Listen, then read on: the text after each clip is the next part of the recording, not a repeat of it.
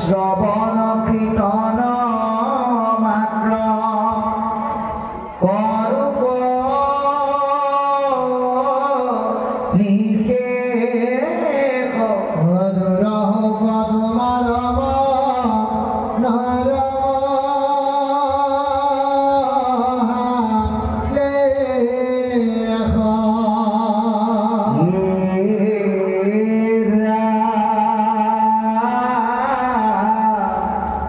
যদ্যপি ভগতি নব বিধ মাধব অশ্ৰবণ কীৰ্তন তত্ত্ব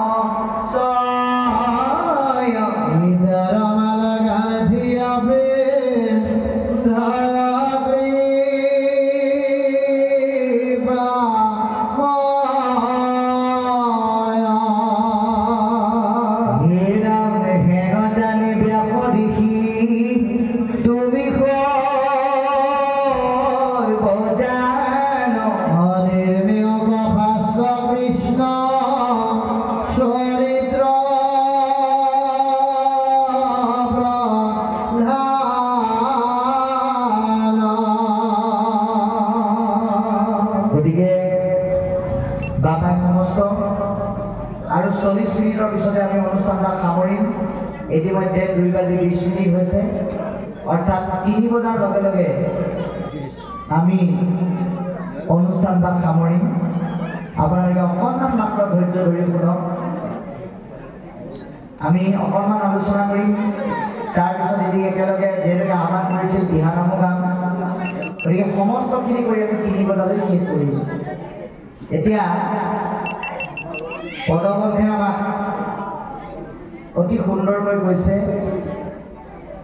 যে মূৰ উপদেশে কৰা ভাগৱত শাস্ত্ৰ, যে মোৰ উপদেশত তুমি ভাগৱত শাস্ত্ৰক বিশ্লেষণ কৰা। প্ৰচাৰক গোবিন্দৰ গুণনাম মাত্ৰ। ভাগৱতৰ মূল লক্ষ্য উদ্দেশ্য কি? পৰম পুৰুষ ভগৱন্তৰ নাম।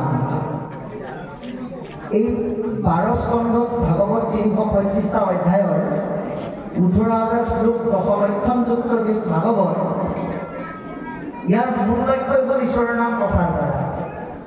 যিমানেই ভাগৱত প্ৰচাৰ হ'ব সিমানেই নাম প্ৰচাৰ হ'ব, যিমানেই নাম প্ৰচাৰ হ'ব সিমানেই মানুহ নামমুখী হ'ব।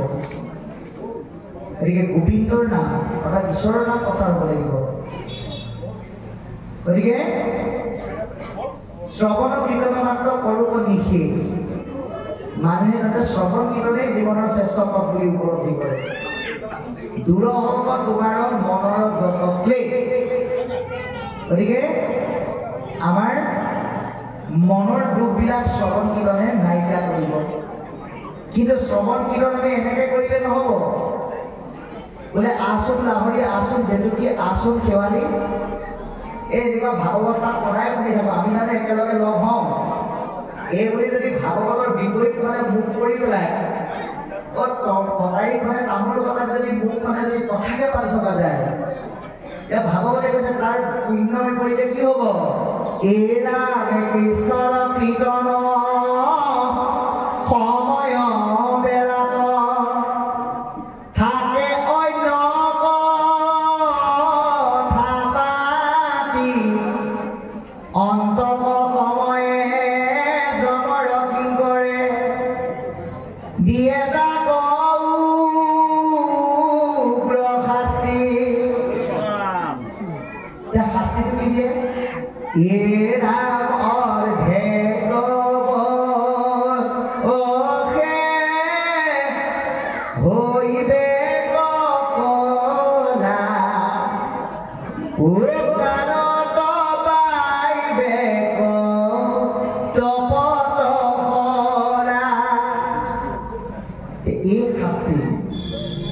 আপুনি আমি যাতে সন্মুখীন হ'ব লগা নহয় তাৰ কাৰণে শ্ৰৱণ কীৰ্তন কৰিবলৈ আহ্বান কৰিছোঁ। যদ্যপি ভকতি নৱবিধ মাধৱৰ ভগৱন্তক ভক্তি কৰাৰ মূল পন্থ শ্ৰৱণ কীৰ্তন স্মৰণ অচল বন্ধন দস্য কপিত পদক্ষেপত আত্মনিবেদন, কিন্তু শ্ৰৱণ কীৰ্তনৰ দ্বাৰা তাতো শ্ৰেষ্ঠ হয়।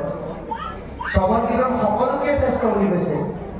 অৰ্চনা বন্দন ধ্যান সমস্তকে কৰি যশ কীৰ্তন অতুষ্ট ভূন্ত দেৱ ভগৱন্তই তেওঁৰ গুণ নাম শুনি পেলাই ভাল পায়। কাৰণ আপুনিও আপোনাৰ যদি কোনোবাই নাম লৈ পেলাই মাতে আপোনাৰ কথা যদি য'তে ত'তে প্ৰশংসা হৈ থাকে আপুনি মুখেৰে নকলেও মনে মনে ভাল পায়। পৰমপুৰুষ ভগৱন্তই বাৰু কেলে বেয়া হ'ব তেওঁৰ নাম শুনিলে? সেইকাৰণে তেওঁ ভকতক ইমানেই ভাল পায় বোলে ভকতে য'তে কয় গুণ নাম চয় তাৰ মালা কান্থিয়া পিনন্দ কিবা। যি ভকতে ভগৱন্তৰ নাম গায় সেই ভকতক ভগৱন্তই মালা পাতি জ্ঞান কৰে, যাৰ কাৰণে হৃদয়ত আৰু কণ্ঠত স্থান দিয়ে।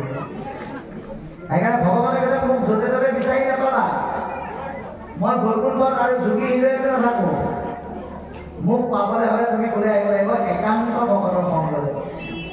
গতিকে ভকতৰ সংগত যে ভগৱন্ত থাকে এই কথা উপলব্ধি কৰি আমি নামমুখী হ'ব লাগিব,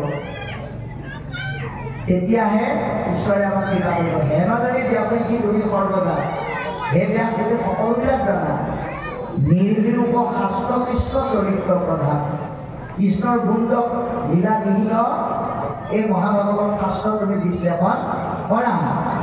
গতিকে ইয়াৰ পিছত লিখিছে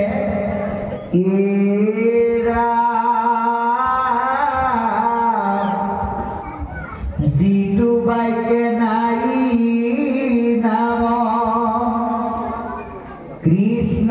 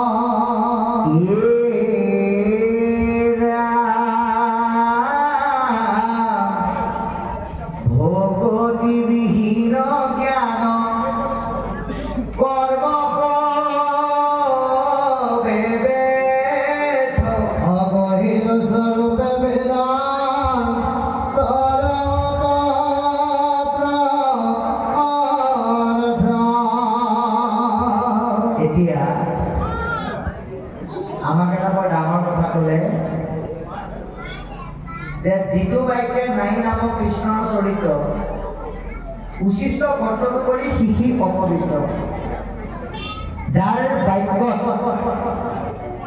ভগৱন্তৰ নাম নাই সেইজন ব্যক্তিক লেতেৰা কণ্ঠৰ লগত তুলনা কৰিছে। সেইকাৰণে আমাৰ বাক্যবিলাক ঈশ্বৰযুক্ত হ'ব লাগে। কেৱল নামঘৰত আহি বহি পেলাই ইজনে সিজনক দেখিলে কৃষ্ণ বুলি ক'লে শুদ্ধ বাক্য নহয়। ব্যৱহাৰিক জীৱনত নিজৰ ঘৰখনত ইজনে সিজনৰ লগত কথা পাতোতে মধুৰ বাক্যৰ দ্বাৰা যেতিয়ালৈকে হৰি শব্দ আমি ব্যৱহাৰ নকৰোঁ, কৃষ্ণ শব্দ ব্যৱহাৰ নকৰোঁ, আমাৰ ঘৰখনতে আমি ভগৱন্তৰ শব্দ ব্যৱহাৰৰ কাৰ্য ব্যৱহাৰ কৰি উঠি অহা প্ৰজন্মক দেখুৱাব লাগে। এতিয়া আপোনালোকে চাওক, অতীতৰ শিশুসকলক মাকে কৃষ্ণক কেন্দ্ৰ কৰি কোৱা নিচুকনি গীতেৰে খুৱাই দিছিল। আনকি স্বয়ং কৃষ্ণৰ নাম যশোদাই কাণ খোৱা আমাৰ এটা অসুৰৰ কথা কৈ পেলাই কৃষ্ণক খুৱাইছিল। ঘুমতি যাওঁৰে কাৰা তোৰে কাণে খুৱাই আহে সকলো শিশুৰ কাণ খাই খাই আশয় তোমাৰ পাছে। আগতে এইবোৰ চব ঠিকে আছিলে। যশোদাই তেনেকে ল'ৰা ছোৱালীক নিচুকনি গীত খুৱাই গাই পেলাই খুৱাই। মাকে যশোদাৰ পিছৰ মাতৃসকলেও আনকি 90 চন 91, 92, 93 আনকি 2000 চনলৈকে মাতৃসকলে ল'ৰা ছোৱালীক নিচুকনি গীত গাই খুৱাইছিল। যিসমূহ আমাৰ সংস্কৃতিৰ এটা আপুৰুগীয়া সম্পদ, যিটো সম্পদ আমাৰ এটা মেদ মৰা ভঁৰালৰ এক অনন্য সমল, য'ত কৃষ্ণৰ নামো বহুগুণে নিহিত হৈ আছে। কিন্তু আজি সমাজ পৰিৱৰ্তিত সমাজে যে সেই নিচুকনি গীতবিলাক, কৃষ্ণৰ নাম ব্যৱহৃত হোৱা নিচুকনি গীতবিলাক গাবলৈ পাহৰি গৈছে। কেনেকৈ পাহৰিছে জানেনে? সন্তানটো গৰ্ভত থাকোঁতে মাকে মোবাইলটো লৈ পেলাই ৰিলছ বনায়। কেঁচুৱাকৰ জন্ম হোৱাৰ পিছত মোবাইলটো নিদিলে ভাতকেইটা কেনেকৈ খাব? গৰ্ভতে ৰিলছ বনালে, জন্ম দিয়া সময়ত মোবাইল ল'ব নাপায় বুলি ক'লে সেই ল'ৰাটোৱে মানিবনে? কেতিয়াও নামানে। সেইকাৰণে 3 মাহ বয়সৰ পৰা মোবাইলটো ঘূৰাবলৈ দি দিয়াৰ কাৰণে কি 9 মাহৰ বয়সত ইংৰাজীটো পঢ়িব নাজানিলেও ক'ত কি টিপে দেখি থাকে। আৰু সেইকাৰণে খুব ধুনীয়াকে মাকে হাতত মোবাইলটো দি মানুহক আচৰিত কৰি দিয়ে। আমাৰ ই বহু জ্ঞানী হ'ব জানে। বোলে কেনেকৈ? বোলে 9 মাহতে আমি নজনা বস্তু মোবাইলত উলিয়াই দিয়ে। কিয় পাৰে? এই গৰ্ভতে কৰা কৰ্মৰ প্ৰতিফল। গতিকে সেইটো ভালৰ কাৰণে কেতিয়াও নহয়। আমি খুব গৌৰৱত ক'লে নহ'ব যে আমাৰ ল'ৰাই 9 মাহ বয়সৰ পৰাই মোবাইলটো দিছে। সেই মোবাইলটোৱে যে ভাল বেয়া কি দুইটা আছে। 9 মাহ বয়সৰ পৰা মোবাইলটো টিপি পেলাই যে কি সৃষ্টিৰ বিপৰীতে ধ্বংসলৈ যাব, সেইটো উপলব্ধি কৰিব লাগিব। প্ৰকৃততে আমাৰ বাক্যবিলাক সেইকাৰণে কৃষ্ণযুক্ত হ'ব লাগে। ল'ৰা ছোৱালীক ৰাতিপুৱা শুই উঠাৰ পৰা ৰাতি খোৱালৈকে কৃষ্ণযুক্ত বাক্য ক'ব লাগে। এতিয়া আগৰ দিনত ল'ৰা ছোৱালীক মাকে ঈশ্বৰৰ নাম গাই জগাইছিল। উদাহৰণস্বৰূপে যশোদা এগৰাকীয়ে কৃষ্ণক জগাওঁতেই গাইছিল, যে উঠৰে উঠ বাপু গোপাল হে নিশি পৰভাতৰ কৰিব। তেনেদৰে কমলাপতি প্ৰাতঃ সময় আদি প্ৰাতঃ ভতিমা বৰগীত আদিৰে জগাইছিল। কিন্তু আজিকালি অৱশ্যে অকণমান বেলেগ হৈছে। আপোনালোকৰ ফালে নহয় দেই, মই ফালৰ কথা কৈ আছো। কি হয়, আগৰ দিনত ঈশ্বৰৰ নামেৰে মাকে বিশেষকৈ ল'ৰা ছোৱালীক জগাইছিল। আজিকালি আকৌ ল'ৰা ছোৱালীক 10 বছৰলৈকে, 10 বছৰৰ পৰা 13 বছৰলৈকে জগোৱাৰ মানে প্ৰণালীটো বেলেগ।